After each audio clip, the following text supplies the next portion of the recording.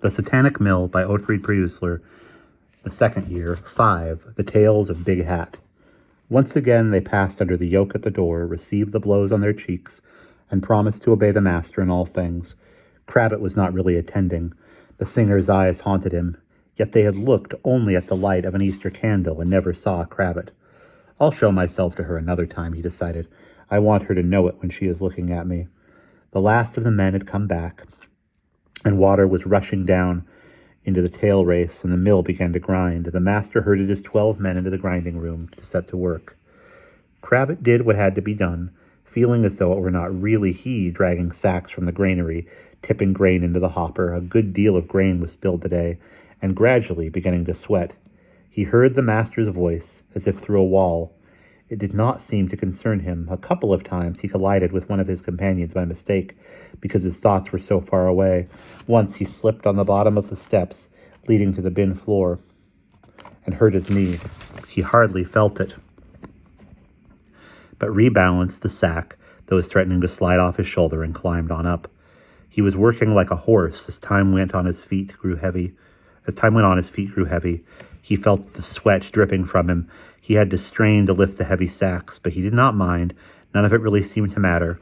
All that was happening at the mill that morning was the business of the old Crabbit, the one who had sat all night under the wooden cross. The other Crabbit, the one who had been to Schwartz column, was indifferent to it. He felt he was a stranger here. None of this had anything to do with him, and he did not understand it. This time it was Vitko who shouted out in delight first and gave the signal for general rejoicing. Surprised, Crabbit paused, then spat on his hands and made for the next sack. Juro dug him in the ribs. "Stop, Crabbit!" Juro's elbow caught him in the exact spot under the left shoulder where it would hurt most. Crabbit was breathless for a moment. Then he said, "Hey, Juro, you idiot! I'll give you one on the nose for that." And now it was both Crabbits speaking, gasping for breath. They laughed and drank and ate the rich golden-brown Easter cakes. And later on they danced. Rum-ti-tum, the wheel went round, and the miller was old and his wife and his wits not sound. And as it chanced in the month of May, he married him a young wife one fine day. So around we go as the wheel goes around, and the miller was old and his wits not sound. They danced and sang, and Vitko bawled out the words of the songs as if he meant to outsing every one of them with his shrill piping voice. Later, Stashko turned to Andrush and asked him to tell him a story. "One of the tales of Big Hat, maybe," he suggested. "Very well," said Andrush. "Just pass the wine." He took a long pull at his tankard before beginning his story. "Well," he began, "one day Big Hat came to the mill at Schlief, and you must know that the miller there was a shocking old skinflint. But now I come to think of it, Vitko may not know who Big Hat is at all." It turned out that Vitko didn't know, and neither did Crabbit. "Then I must start telling you about him," said Andrush, and he promised the others to keep it short. "Well," he said, "Big Hat was a journeyman miller, a wend like us, and I believe he comes, or Big Hat is a journeyman miller, a wend like us, and I believe he comes from somewhere near Svala. He is tall and he is thin and so old that no one can say for sure just how old he is.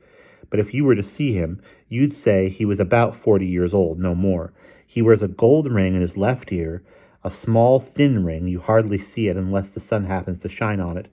But to make up for that, his hat is enormous, with a broad brim and a pointed crown, and that's how he gets his name. It's by that hat that folks recognize him, or else don't recognize him, as you're about to hear. Are you with me?" Crabbit and Vitko nodded. "You must know, too, that Big Hat is a magician, perhaps the greatest magician that has ever been in Lusatia, and that's saying something. None of us here know half as much of the art of arts as Big Hat has in his little finger. Yet he has remained a journeyman all his life, not wanting to be a master miller or anything greater, like a bailiff or a justice maybe, or a courier even, though he easily could have been if he had wanted. But there you are. He didn't, and why not? Because he's his own master, and so he means to remain a free man, going from mill to mill as it suits him in summertime, with no one to give him orders or take orders from him. That's what he likes, and by heaven, that's what I'd like too if I could choose." The miller's men all agreed with Andrush. They would all have liked to live like Big Hat, every man his own master, with no need to dance to anyone's tune. They felt that more than ever today, when they had just renewed their promises to the master and were bound to the mill in the fen of Castle for another year. "Come on, Andrus, your story," cried Hanso. "Right you are, brother. I've been long enough getting started. Just hand me that jug again and then listen."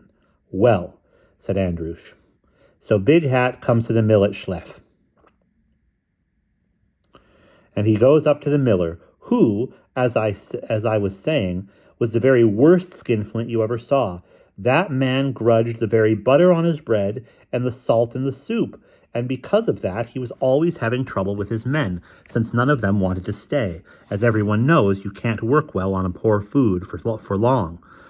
So along comes Big Hat to this mill asking for work. "Work enough," says the miller, and he might have guessed who was standing there with the pointed hat and the ring in his ear, but the fact that those who have to do with Big Hat only remember later that they should have noticed at once. But the fact is that those who have to do with Big Hat only remember later what they should have noticed at once. The miller of Schleff didn't notice, for one, so Big Hat hires himself out to this miller for 3 weeks. Well, there were 2 other men there, and an apprentice boy, thin as sticks, all 3 of them, with swollen legs from drinking too much water. There was plenty of water to be had at that mill, but that was the only thing the miller didn't begrudge them. They were kept short of bread and even shorter of oatmeal, and there was no meat or bacon at all, only cheese sometimes, and now and then half a herring.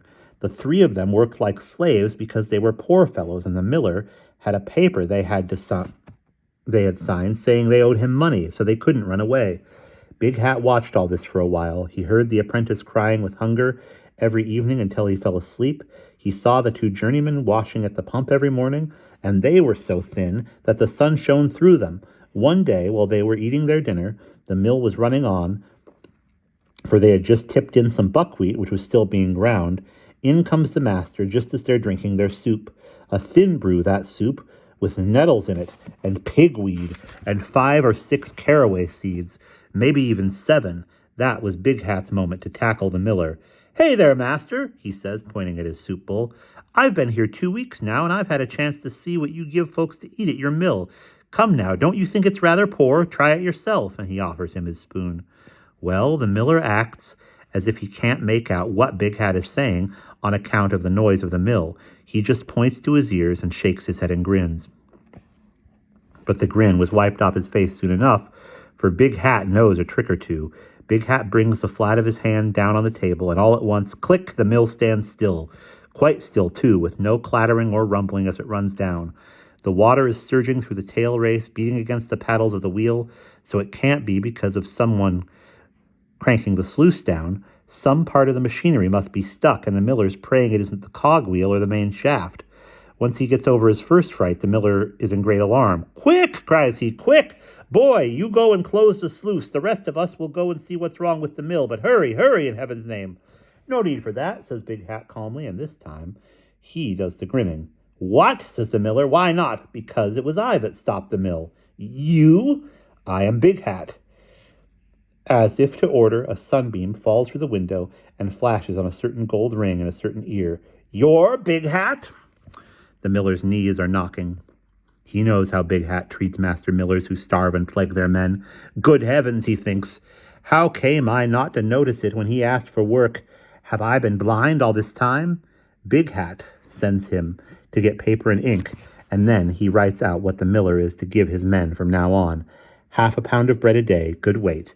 Every morning thick gruel made of wheat, or miller buckwheat, or barley cooked in milk, with sugar on Sundays and holidays. At dinner time, plenty of meat and vegetables for everyone, twice a week, and on the other days, peas pudding, or beans and bacon, or roasted dumplings, or some other nourishing food, whatever is to be had, and plenty of it, with all the proper seasoning. He wrote, and it was a long list, laying down exactly what the miller of Schleff was to give his men in the future. Put your name to that," said Big Hat when the list was done, "and swear to do as it says." So knowing he had no choice, the miller put his name to the paper and swore. Then Big Hat took the spell off the mill. Bang! Went his hand on the table, and the mill was working again. He gave the list to one of the journeymen to keep, and said to the miller, This time the miller could hear him quite clearly in spite of the noise of the mill. "Let's be sure we understand each other, master. You've sworn a solemn oath. Mind you don't break that oath when I leave, or else," and click! The mill stood still again, and not a rattle or clatter as it ran down, so that the miller was petrified with fright. "But," said Big Hat, "the mill will stand still forever then. No one will be able to get it going again. Just remember that." So saying, he set the mill working once more and went his way.